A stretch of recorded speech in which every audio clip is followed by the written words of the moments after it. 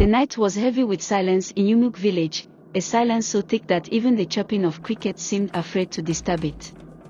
The moon hung low, bathing the land in a pale glow, and at the edge of the village stood a newly built house, large, beautiful, and proud. It belonged to Ozon Kemdelim, a wealthy farmer who had returned from the city.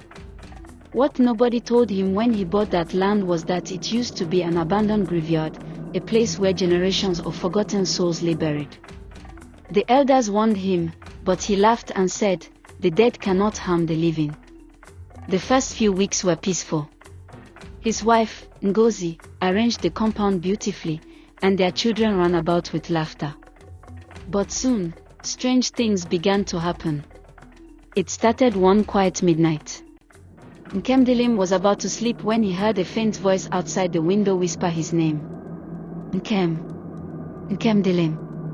He sat up, confused. He thought it was his wife, but Ngozi was fast asleep beside him. He shook her lightly, but she only murmured and turned away. Again, the whisper came, clearer this time. "Nkem, come out." His heart pounded. He lit his lantern and peeped outside, but the compound was empty. Not even the goats tied near the kitchen moved. He returned to bed, trying to convince himself it was just the wind. But from that night onward, the whispering never stopped. Sometimes it called his wife, sometimes his children. Always in the dead of night. One evening, his youngest daughter, Adis, told him something that froze his blood. "Papa, the woman in white calls me at night. She says she is lonely." Nkemdelim and Ngozi exchanged frightened glances. "What woman?" they asked. Adis pointed to the ground near the back of the house. "She comes from there, where the soil is soft." That was the spot where the builders complained the earth was too loose, as if it had been dug many times before. From then on, the children grew restless. They refused to sleep alone. Sometimes, they screamed in the night, saying voices were calling their names from under the bed. Disturbed, Nkemdelim invited the village elders. When they arrived, they walked slowly around the compound, their faces dark with worry. One of them, Elder Okonkwo, spoke in a low voice. "This land was never meant for the living. Generations ago, it was a graveyard.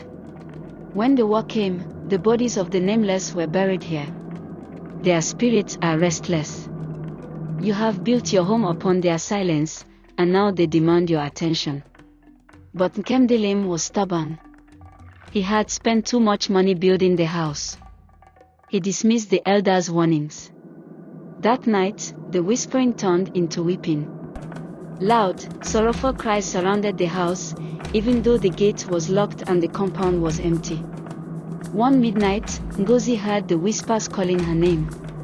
She tried to ignore it, covering her ears, but suddenly the bed grew cold, so cold her breath became visible. She opened her eyes, and there at the foot of the bed stood a shadowy figure, its face pale, its eyes hollow. It whispered, "Ngozi, why do you live in our resting place? Give us peace, or we will take your children." She screamed, waking everyone. The lanterns lit by Nkemdelim flickered as if blown by invisible wind. The shadow vanished, but the room still smelled of wet earth, as though a grave had been opened. The final blow came one stormy night. The rain beat heavily on the roof, and lightning split the sky. Suddenly, the children began to cry in unison. When Nkemdelim and Ngozi rushed into their room, they froze. The children were sitting on the floor, their eyes blank, chanting together. "Leave this place, leave this place, leave this place." Their voices were not their own. They sounded layered, as though many voices spoke through them at once. Ngozi collapsed in fear.